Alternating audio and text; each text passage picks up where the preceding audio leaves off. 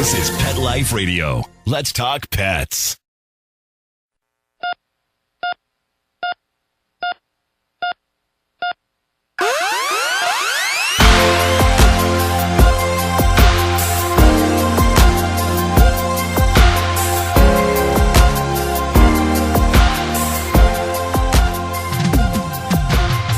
Welcome to ER Vet on Pet Life Radio. I'm your host, Dr. Justine Lee, and I'm an emergency critical care veterinary specialist and toxicologist. Thank you so much for joining us today. Today, we're going to be talking about feline lower urinary tract disease with Dr. Garret Pachtinger. He's a fellow board-certified emergency and critical care specialist, and he works at the Veterinary Specialty and Emergency Center in Levittown, Pennsylvania. Dr. Pachtinger, thank you so much for joining us today.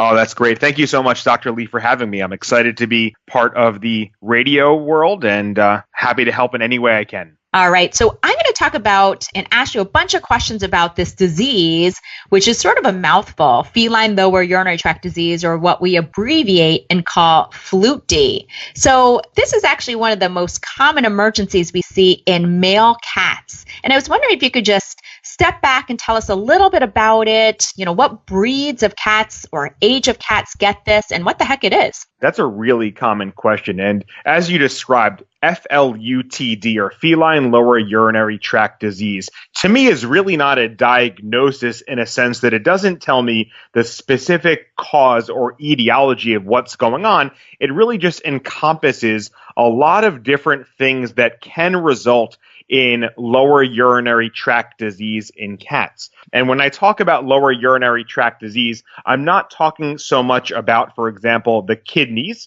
or the tube that connects the kidneys to the bladder, the ureter. I'm really referring to more of the bladder and the urethra, where we see signs that are very similar to what you would expect if I said a urinary tract infection.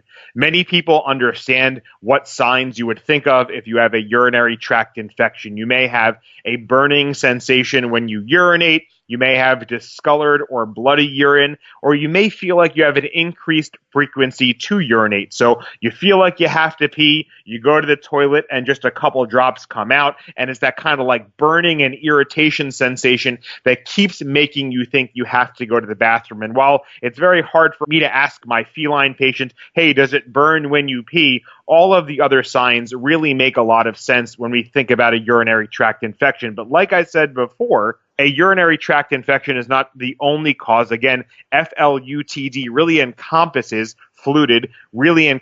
a whole host of other causes, whether it be a urethral plug, meaning they have a combination of crystals and cells and inflammation and debris. You can be anatomic. For example, if there's a stricture or closure down on their urethra, they don't have as good of a flow and there's some irritation there. You can have stones. So both male and female cats can not only have crystals, but bladder stones that can cause irritation if they're small enough to be urinated out, or they can actually cause a blockage, which we'll talk about a little bit later. And again, yes, a urinary tract infection, really uncommon, can be cancer, although cancerous cells can also plug up the urethra. And finally, we can get into what we call idiopathic cystitis. And really, idiopathic is a big fancy medical term for we don't know, meaning we run the appropriate tests. There's no obvious underlying cause, yet they have these signs that we are going to refer to as the lower urinary tract signs. Again, the frequency to urinate, the discolored urination, and some of the other signs, the irritation, inflammation, and discomfort. Now, Justine, Dr. Lee, like you asked, what are the breeds, or I should say even more importantly, probably the ages in which we see this? Really, we can see this at any age, these signs, because the signs themselves are not specific for one cause. Again, feline lower urinary tract disease really just talks about all of these causes that can mimic the lower urinary tract signs. The discussion that I like to have regarding age, though, is that younger cats are a little bit more predisposed to certain things, and older cats are more predisposed to other things. And the line I draw in the sand is probably somewhere around that 10-year of age mark. Cats that are less than 10 years of age, and if I make it an easy conversation, let's say you have a 4-year-old male castrated domestic short hair.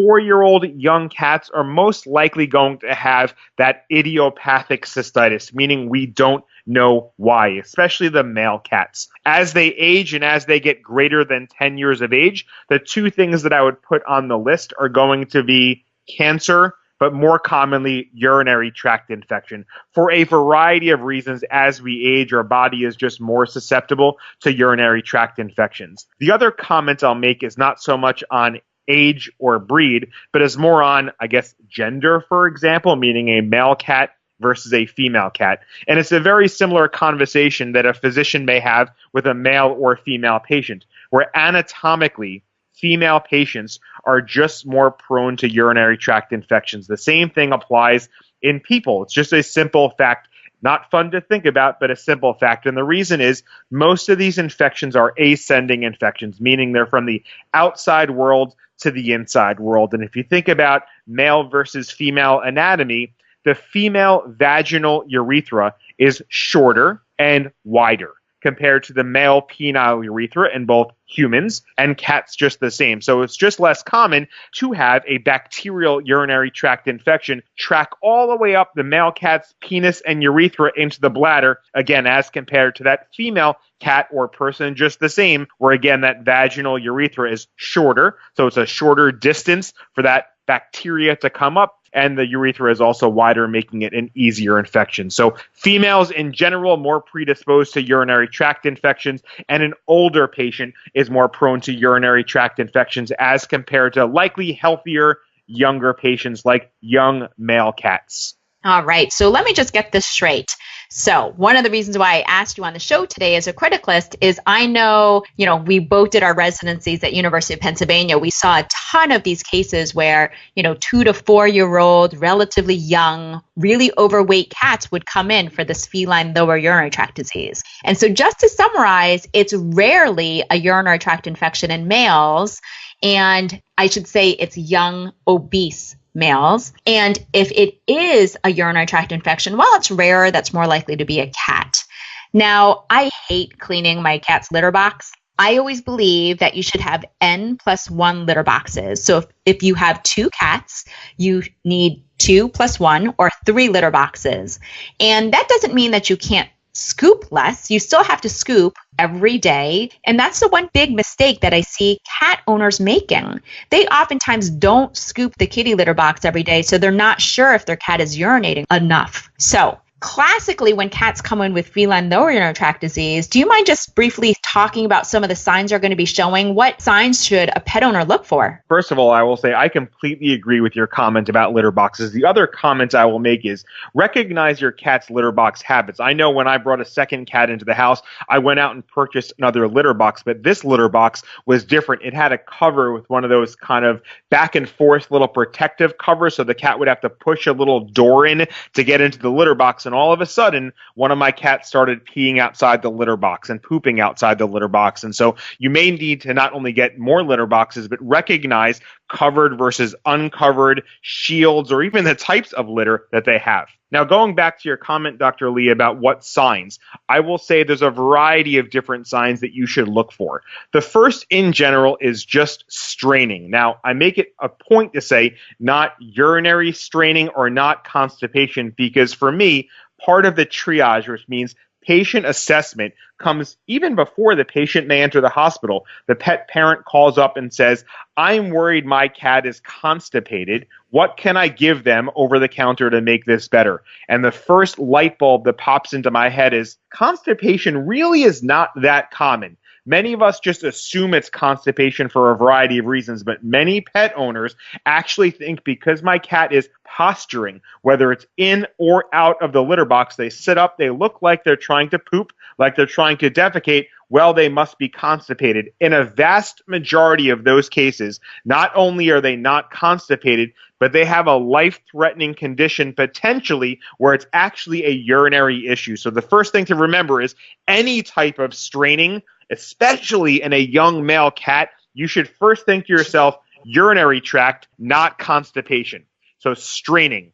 Other things that you're going to watch for are going in and out of the litter box. Sometimes they go in and out of the litter box and it's behavioral, but if that's not the typical behavior of your cat, you question why are they going in and out of the litter. So look in the litter. Are there normal wet spots in there? Are there much tinier, smaller wet spots or even bloody or discolored urine? If you see especially a young male cat going in and out of the litter box for a period of, let's say, half an hour or hour, look to see if there's urine or wet spots in there. If there are no wet spots or tiny wet spots, very important to contact your veterinarian to find out what you should do next. Other things to watch for, general signs of malaise or discomfort. I know, it's, again, not fun to think about, but something not life-threatening. You go on a long car trip and you don't want to stop at the rest stop to go to the bathroom. If your bladder is big and full, how do you feel? Do you want to have a big meal? No, you probably don't want to eat or drink at all, so you have a decreased appetite. If they truly can't urinate and some toxins build up in their body, you can have not only lack of appetite, but vomiting. They can sometimes vocalize, and it's not the typical healthy meow that your cat normally does. It's that gut-wrenching, guttural yowl just from discomfort and pain. Other things you will see them do is you'll see them kind of excessively groom their genital area. They're licking themselves often from discomfort or irritation. And sometimes in male cats, their penis can actually protrude or show out of their sheath because it's so irritated. So straining, going in and out of the litter box, not wanting to eat, vomiting, excessive grooming, or even that yowling, vocalizing are signs of we often see in urinary tract patients, male and female cats, but especially very concerning in our young male cats. The only other few signs I would add include urinating in weird spots. And so when we see signs of feline lower urinary tract disease, sometimes your cat will actually strain right in front of you. So literally they'll go into the bathtub, squat down several times, or if there's a plastic bag in the living room, they'll actually try to urinate in front of you. And that's your sign that your cat is telling you, please bring me to the vet. I would also add in occasional vomiting. So, Garret brought up the great point of not wanting to eat, not wanting to move, making multiple trips to the litter box, but even vomiting once or twice. And, that can be a sign that they're actually in temporary kidney failure from being blocked. So don't forget a few other signs that we can see too. So Garret, you made a great point in that we have to be able to rule out if it's this idiopathic cystitis or this massive inflammation that looks like a urinary tract infection versus them actually being blocked and not able to urinate. So I know as an emergency critical care specialist, the first thing I'll do on physical exam is I'm going to try to palpate that bladder. And if it's a really big, hard bladder that we can't express, no urine's coming out, how are we going to treat that? What's the main treatment for a feline urethral obstruction or a blocked cat? I completely agree with you. That's the first thing I do as well as I feel their bladder, because typically cats that have a non-life-threatening inflammation or infection, think about it this way. They're constantly peeing small amounts, as you said, all over the place, in different spots in their litter box, and they constantly feel like they have to pee and they're just peeing small amounts. So typically those cats that come in with a non-life-threatening irritation and inflammation have a small to empty bladder because they're just peeing every couple seconds, every couple of minutes. If I have a cat that comes in with the same signs that we were discussing, in and out of the litter box, straining, and I can palpate their bladder. Sometimes it's small and firm, sometimes it's medium and firm, and sometimes it's large and firm. When I teach my students, interns, etc., the important thing to remember is those cats should be able to pee, and as a result, pee all over and have a small to empty bladder. The ones that have a palpable bladder, sometimes even small, that's an abnormality. They should be voiding their bladder almost completely. And so if I palpate that bladder and it's medium to large size, firm, painful, and I can't express it, that is to be considered a life-threatening emergency situation of what we call a feline, meaning cat, urethral obstruction. So often their urethra, the tube that exits their bladder to the outside world, is blocked for some reason, whether it's a stone, an infection, a spasm, a stricture, crystals, whatever it may be, they can't urinate. So the first steps that we consider for those patients is to place an intravenous catheter. That often goes in one of their front legs, the vein we call as the cephalic vein. So we put a catheter in their front leg so we can go ahead and first get a small blood sample to test out their electrolytes, and also so then we have access to give them fluids. The reason we test their blood for electrolytes, and as Dr. Lee mentioned before, their kidney values, is because when they can't urinate, important toxins that they normally pee out unfortunately get stuck inside their body. Their kidney values can go up and acids in their blood can go up, making them feel quite sick. And also, unfortunately, there are electrolyte abnormalities that we can see, notably potassium. And if you have very high blood potassium levels, that can actually slow down and even stop the heart. So we go ahead and test their blood and make sure that if there are any serious abnormalities, we can go ahead and start treatment immediately. We can give them fluids for hydration and also dilution of these chemicals and toxins. And we even have medications to counteract the bad effects of potassium to help stabilize and support their heart. Because once we have that full assessment, really the most important thing to do once they are stabilized is to relieve that blockage. And that happens by, under sedation or anesthesia, passing a urinary catheter up their penis, up their urethra, and into their bladder to give them a tunnel to urinate again as we try to figure out the underlying causes. But being that this is a life-threatening condition, we don't spend a lot of time right away with tests and other diagnostics for x-rays and other things, because we really have to solve this life-threatening blockage first. Once they are then stabilized and unblocked and therefore able to urinate, then we can have a little bit of a sigh of relief and then take our time doing some other tests. All right, great information. Let's take a short break to get a message from our sponsors, and then we'll recontinue with Dr. Garret Pachtinger.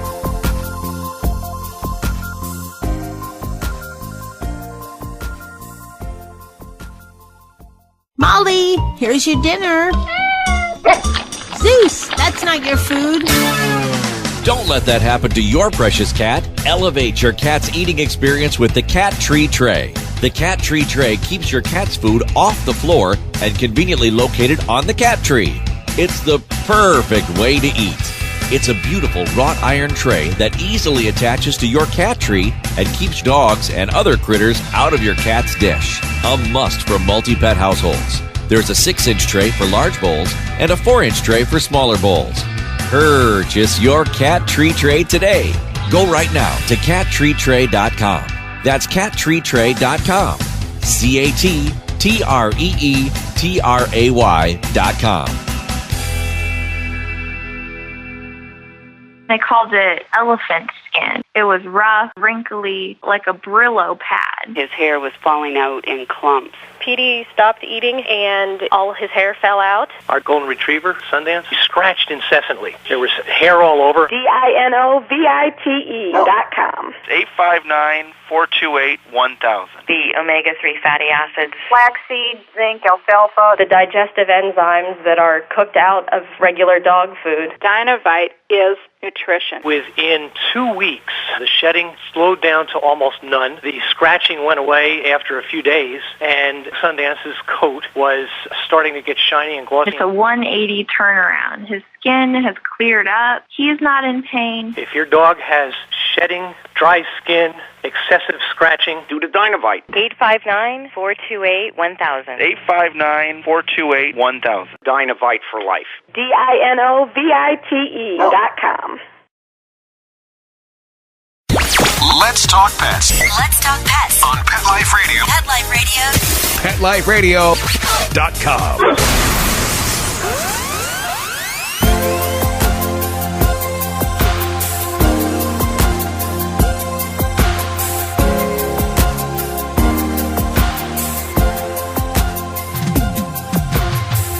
Welcome back to ER Vet on Pet Life Radio. Really excited to be talking to Dr. Garret Pachtinger, who's been telling us a lot about treatment for these feline urethral obstruction cats or block cats. So like you mentioned, we're going to put an IV catheter in. We're going to do some blood work to make sure they don't have any life-threatening complications like kidney failure or electrolyte abnormalities. And then you mentioned that we sedate them to unblock them. What are some of the complications that pet owners need to be aware of when we're doing this procedure? Because I feel like we do it almost, 3 to 4 times a day in a busy emergency room. That's a great question. And the first thing that I tell pet owners is I wish this was an elective procedure and I wish we had alternatives. The reality is, unfortunately, being that it is a life-threatening condition, and without treatment, they unfortunately can pass away, we have to be very proactive about either sedation or anesthesia.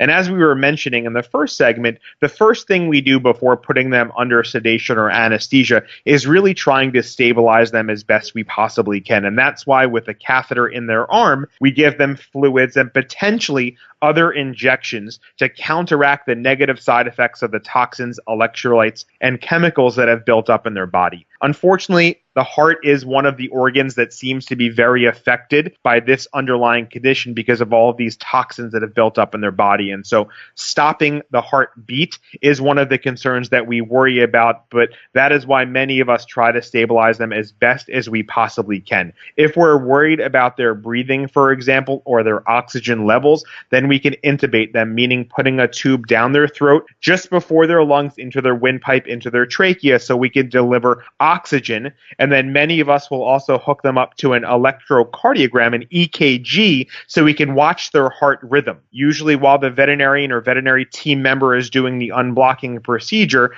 there is somebody, a veterinary nurse, a veterinary technician, that is actually listening to their hearts, feeling their pulses, monitoring that anesthesia or sedation, so we make sure there are no complications and setbacks. So we try very hard before putting them under sedation or anesthesia to make sure that we've reversed or at least tried to treat some of these body complications from the chemicals, toxins, and electrolyte imbalances from them being unable to urinate. All right. Thank you. Great information. I know most of the time we use pretty aggressive, like large volumes of IV fluids or intravenous fluids to help flush out their kidneys and flush out those poisons. And most of the time, these cats are hospitalized for about 2 days. So I oftentimes will also keep them on pain medication. Unfortunately, they have to wear one of those funnel hats because they have a urinary catheter in, and we don't want them to mess that up or to lick it or groom that area. And again, they're being treated to make sure that we can flush out their kidneys as best we can. Thankfully, most of the time, the kidney failure is temporary with this disease. Now, do you mind just giving us a couple of hints on how we can prevent this from happening again? That's a great question. And unfortunately, there are some cases where we just don't know exactly what to do. Now, when you go to the veterinarian, there's a good reason they're going to recommend certain tests because we don't know the underlying cause right away. And so I do think it's important if your veterinarian recommends certain tests to consider them. So blood work, as we talked about earlier, will check electrolytes and kidney values. Another important test is to collect a sample of the urine. We want to see in the urine, is there evidence of bacteria, a urinary tract infection? Is there evidence of crystal formation? Does that worry us more? Could there be stones? And then your veterinarian may also recommend an X-ray to look for evidence of stones, because there are some cases where if there's a stone that got stuck in the penis, in the urethra, and that catheter pushed it back up into the bladder, they may be able to temporarily urinate again. But if that gets pushed back down into the urethra again as they try to pee, guess what? They could be back in a urinary blockage situation again. And so as far as preventing it, the first thing I like to do is make sure I'm not missing an underlying cause. Is there an infection and do we need antibiotics? Is there a stone that requires surgery or other therapy? If we go ahead and do all of these important tests, the blood work, the urine sample evaluation, and an X-ray, and there's no obvious underlying cause that we can find, then we go back to what we talked about in our first segment, that idiopathic disease. Idiopathic, again, is a big fancy medical term for no underlying cause that we can identify. And so then we're stuck with this condition that caused a potentially life-threatening problem without an underlying cause. What we do know in these cases is that there are some things to consider to decrease the likelihood. I can't tell you we can, in theory, prevent it because there's not an underlying cause that we know of, but there are many things that we can do to decrease the underlying cause. The first is stress. Is there a stressful situation in your house? Did you change litter box? Did you add other cats to the house? Is there a new pet?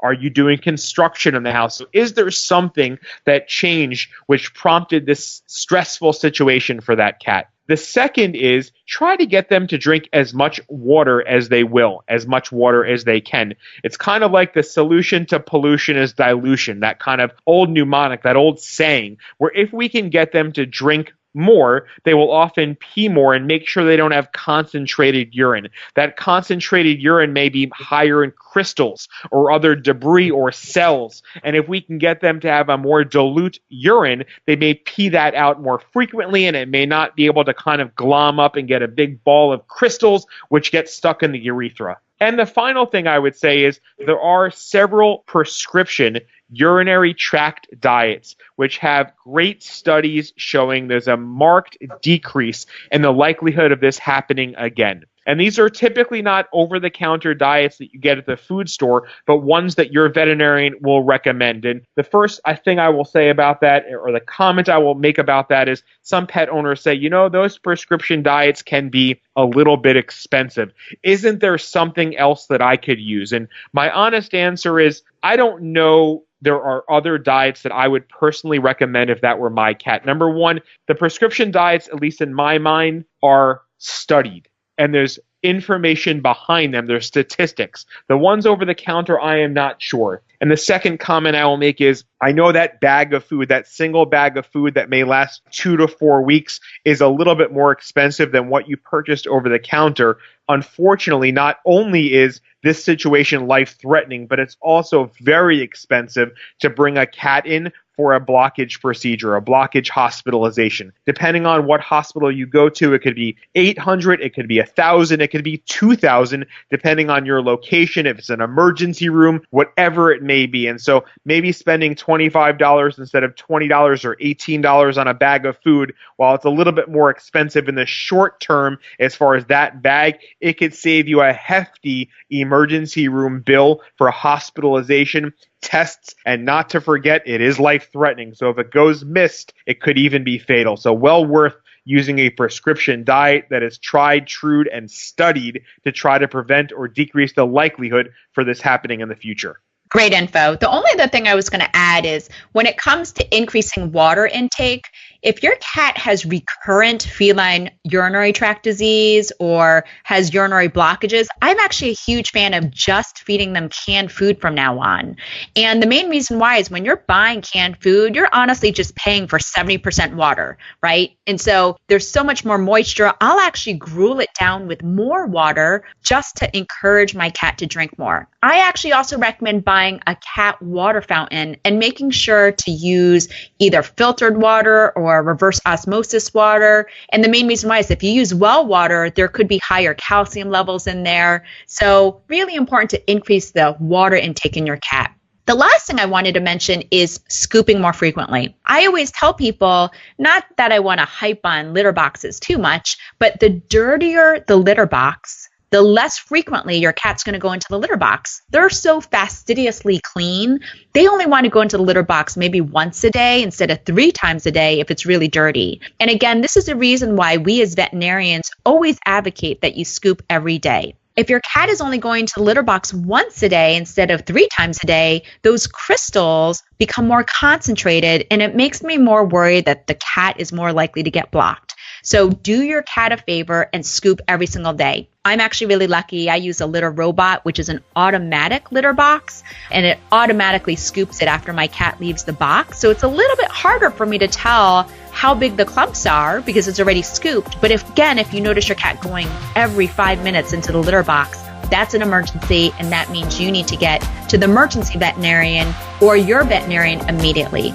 Well, that brings us to the end of today's show. Find me at drjustinelee.com, on Facebook at Dr. Justine Lee, or if you have any pet questions, email me at drjustine@petliferadio.com. With that, we're out of time, but we wanted to give a huge shout out and thank you to Dr. Garret Pachtinger, Board Certified Emergency Critical Care Specialist at Veterinary Specialty and Emergency Center in Levittown, Pennsylvania, and also to Mark Winter, our producer, for making the show possible. See you at the next episode. Let's Talk Pets, every week on demand, only on PetLifeRadio.com.